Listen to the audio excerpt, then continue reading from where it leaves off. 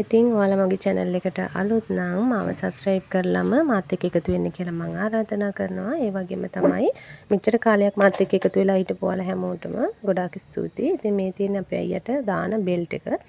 ඉතින් මේ රෙදි වේල ගන්න තියෙනවා. අද නම් අවුව වැටෙන දවසක්. පේනවනේ මේ දෙන්න සැපට ඉන්න හැටි. කොහොමද ළමයි? වෙලාව 10 මාර්ට විතර ඇති. මම දැන් මේ කොණ්ඩෙට රයිස් වෝටර් ටිකක් හදාගත්ත එකක් තියෙනවා. ඒක දාගන්න කියලා හදන්නේ.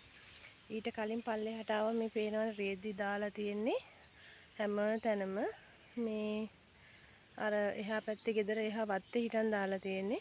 මේ රෙදි සැරින් සැරේට අනිත් පැත්ත එහා මෙහා හරව ඉතින් අවුවට වේල ගන්නවා. අවුව මේ කොයි වෙලේ වහිද්ද දන්නේ නැහනේ. පොඩි අවුවක් වැටෙන නිසා. මේ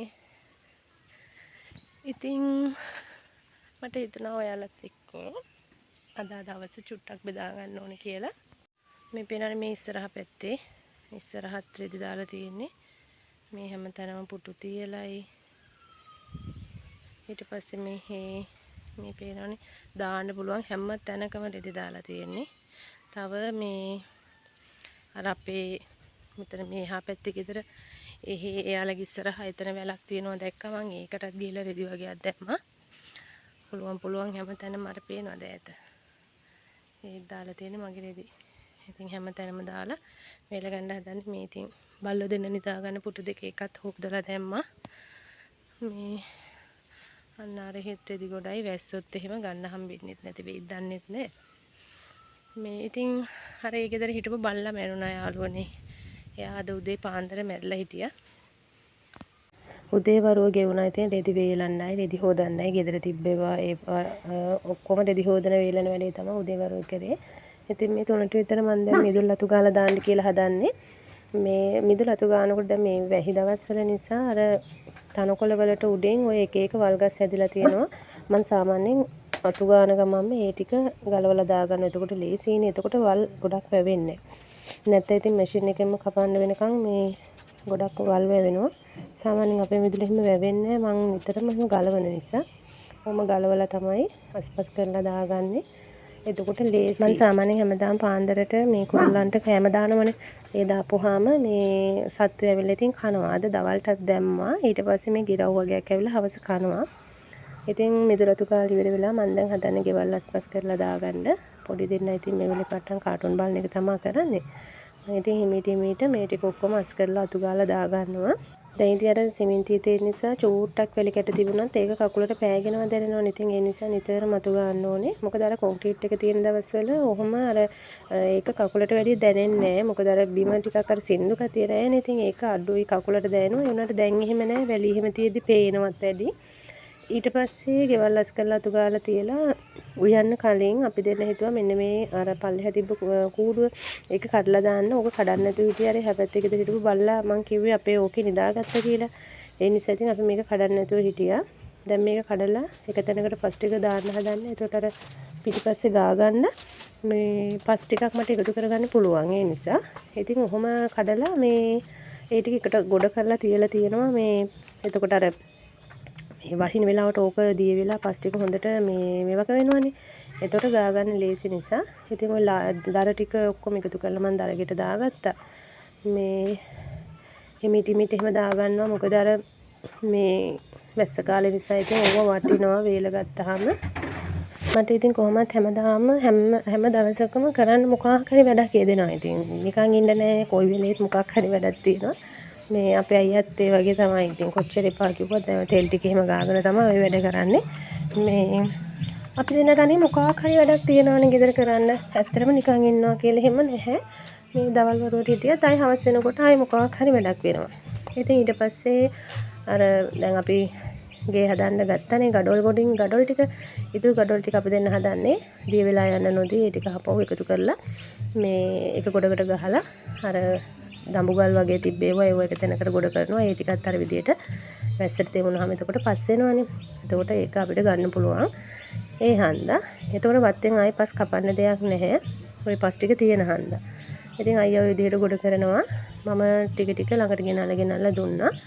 මේ නැත්තම් මේ ගල් දිය වෙලා ගියොත් අපරාධි මෙව්වා අපි දෙන්නම මහන්සි වෙලා කපපු ගල්. අපි දෙන්නා මේ සෑහෙන මහන්සි වුණා ඉතින් ඕවා කපන්නේ දවස්වල. දැන් නම් ඉතින් ඒවා කරන්න බෑ මොකද මේ ඉස්සර වගේ නෙමෙයි යන්නේ දැන් ලෙඩ. මෙතන මේ පස්කොඩ මේ දැන් අර මට කුස්සියට ගා ගන්න මැටි ගන්න පුළුවන් හැම එතන ගොඩ කරා වහිනකොට ඕක දිය වෙනවනේ. ගඩොල් ටික මෙන්න මෙතන අඩු කරගත්තා. මේ කෝඩි කඩපු පස් ටික මෙතන ඔහොම ගොඩ කරගත්තා. මේ ටික මේ දැන් වහිනකොට ඔය ටික දිය වුණාම එතකොට අමුතුවෙන් මට පස් කපන්න ඕනේ නැහනේ. ඒ නිසා මෙන්න මේ පිටු දෙක තිබ්බා. ඉතින් මේ ඕක දීලා බේසමක්වත් ගන්න පුළුවන් යන්නේ. ඒ නිසා ඉතින් එළිය වැඩ ටික ඔක්කොම ඉවර කරලා දැන් අපි දෙන්න මේ හදන්නේ උයා ගන්න. ඔයාලට පේනවා ඇතිනේ එළියෙන් කරවල වැටලා තියෙනවා. ඉතින් අයියා මට උයා ගන්න එකටත් ගොඩක් උදව් කරා. මොකද මේ උයල ඉවර වෙන්න ඕනේ. යාට ලිපේ මේ වතුර ටිකක් තියාගන්න එපා. ඒ නිසා ඉතින් මේ එයා ලිප අවුලලා දුන්නා මට හාල් ටික ලිපේ තියාගන්න. ඒකල ඉතින් හාල් ටික ලිපේ තියලා මේ මම පරිප්පු ටිකක් තෙල් දාලා මේ අපි අර බිම්මල් දැන් ඉතින් බිම්මල් බෙදලා කන එක දැන් ලොකු බබා හරිම ආසයි.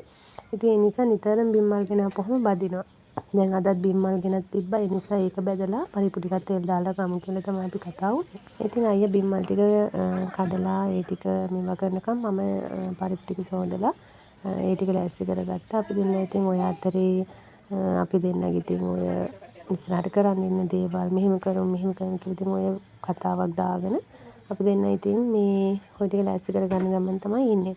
ඊට පස්සේ මම මේකට ඉතින් ලුණු මිරිස් ටික කපලා ඒ ටික ඔක්කොම කරලා දුන්නාට පස්සේ අයියා තමයි මේක තෙල් දාන්න ලිපේ තියාගත්තේ. ඉතින් එයා ඒක ලිපේ තියලා ඉවර වෙනකන් ඊට පස්සේ මම එයාට බිම්මල් එකට බිත්තර දාලා ඒකට පාපිටි ටිකක් දාලා ලුණු ටික එහෙම දාලා අනලා දුන්නා. දුන්න කියන්නේ මම තමයි ඒක බැද්දේ. ඉතින් මේ මට ඔයාලට දෙයක් කියන්න ඕනේ. මේ ඔයාලටත් මෙහෙම දන්නේ මේ දැන් මට සාමාන්‍යයෙන් අර අතෙන් පොල් මිරි කන්න අර හිමි අමාරුයි. ඉස්සර එහෙම තිබ්බේ නෑ. දැන් මාසයක් දෙකක් විතර වෙන තිස්සේ ඉඳලා මේ ඇඟිලි පුරුක් වලින් හරිම අමාරුයි. හරි වේදනයි. ඉතින් ওই වෙලාවේ අයියට ගාන තෙල් එකෙන් මමත් අතේ තෙල් එහෙම ගාගෙන ඉන්නේ. තෙල් ගෑවට වැඩක් නෑ. ඉතින් අපි අර නිතර සෝදනවා, වලං හොදනවා, රෙදි හොදනවා, ඔය වගේ ඒවා කරන හන්දා ඉතින් අර ගෑවට අතේ තියෙන්නේ. නමුත් ඉතින් මේ මට හිතෙනවා මොකක් හරි ලෙඩක්වත්ද කියලා. ඉතින් අත් දෙකේ මේ විදිහ තමයි අතෙන් සමාන්‍යයෙන් අර දැන් ඉදලා අල්ලගෙන අතු ගන්න හිම අමාරුයි මට. ඉතින් මේ ඇඟිලි පුරුකෙන් පුරුකට වගේ රිදෙනවා. මට හිතාගන්න බෑ ඇයි කියලා මොකක් හරි අසනීපයක් වෙන්නේ නැති කියලා මට හිතෙනවා. ඉතින් දැන් මං හිතාගෙන ඉන්නේ සිංහල බෙහෙත් කරන තැනකට ගිහිල්ලා චුට්ටක් මේ බෙහෙත් ටිකක් ගන්න. ඉතින් ඒකත් අර සිංහල බෙහෙත් වල ගොඩාක් දුරට තෙල් ගන්න දෙනවනේ. ඉතින් අපිට ගෙදර වැඩත් එක්ක තෙල් ගාලා ඒ දේවල් කරගන්න අමාරු වෙයි කියලාත් මට හිතෙනවා. ඒ වුණාට ඉතින් අර මේ ඉංග්‍රීසි බෙහෙත් වලින් බොහෝ දුරට ඔය වගේ දේවල් වලට ඔපරේෂන් වලට අර මේ ඔය වගේ දේවල් වලටනේ යන්නේ. ඉතින් බලමු මේ මම මේක කීවේ ඔයාලා කාගේ හරිද මෙහෙම තියෙනවා නම් ඒ ගැන පොඩ්ඩක් අදහසක් දැනගන්න. ඒ කියන්නේ සාමාන්‍ය මේක රෝගී තත්ත්වයක්ද මොකක් හරිද කියලා. ඉතින් දැන් ඉතින් ඔය මේ බත් එකත් ලිපේ පරිප්පු එකත් ලිපේ තියන්න තමයි දැන් ඔය අයියා හදන්නේ.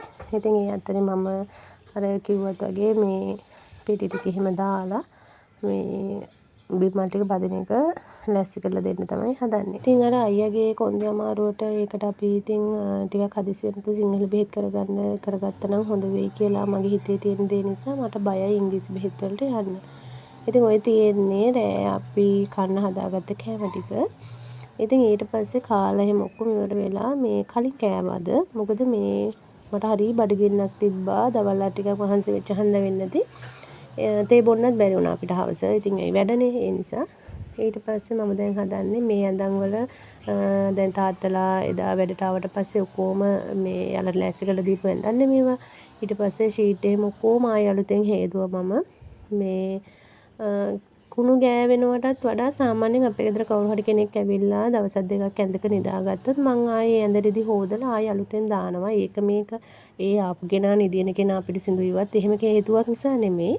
අර කෙනෙක් නිදියාවට පස්සේ කොට්ට උර බෙඩ්ෂීට් ඔක්කොම හොදලා දානවා. මොකද ආයෙ හදිස්සිය තව කෙනෙක් ආවොත් එහෙම ඒ කෙනෙක්ට නිදිය ගන්න තියෙන්න ඕනේ පිළිසිඳුවට පිළිවෙලට.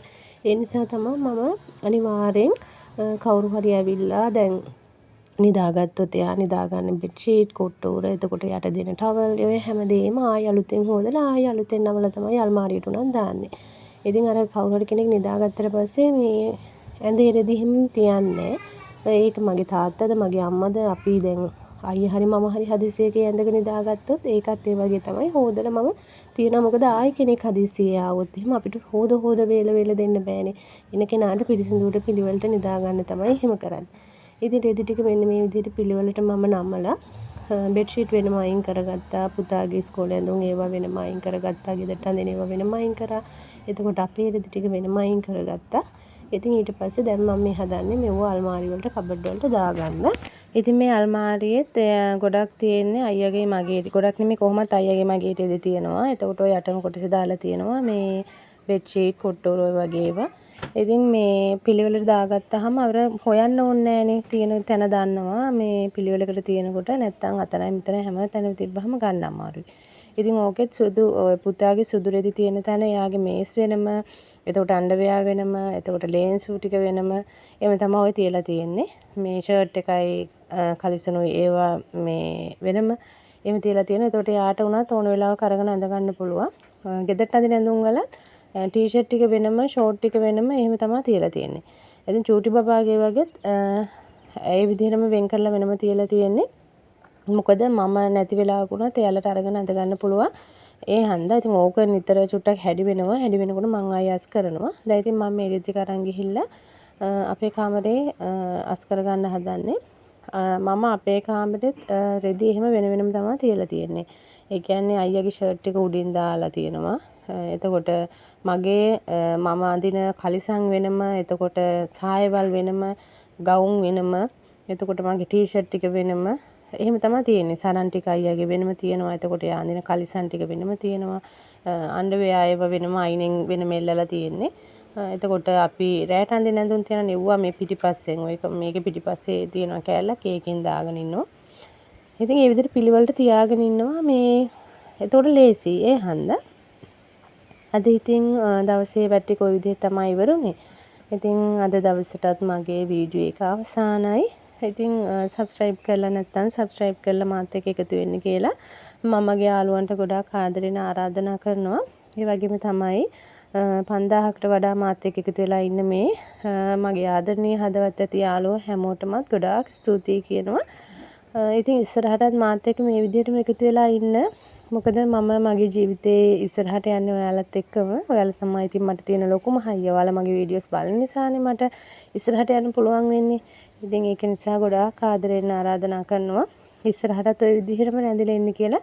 මොකද මම අර කිව්වත් වගේ මගේ channel එකට මම බලෙන් කාවවත් අරගෙන නැහැ. ඉතින් මට ආදරේටම තමා කට්ටිය හැමෝම මාත් එක්ක එකතු වෙලා ඉන්නේ මගේ වීඩියෝස් බලන්න ආසාවෙන්. ඉතින් ඒ හැමෝටම ගොඩාක් ස්තුතියි. ඉතින් දවසේ වැඩ ටික කොහොම ඉවර කරලා ওই විදිහට කොණ්ඩේ චුට්ටක් පීරගෙන එහෙම තමයි ඇඳට මම නිදාගන්න යන්නේ. ඉතින් ගොඩාක් ස්තුතියි මාත් එක්ක එකතු වෙලා හිටියවල හැමෝටම. ආයි දවසක අලුත් වීඩියෝ එකකින් හම්බ වෙනකම් මං ගිහින් එන්නම්. ඔයාලා හැමෝටම බුදු සරණයි. පරිස්සමෙන් ඉන්න.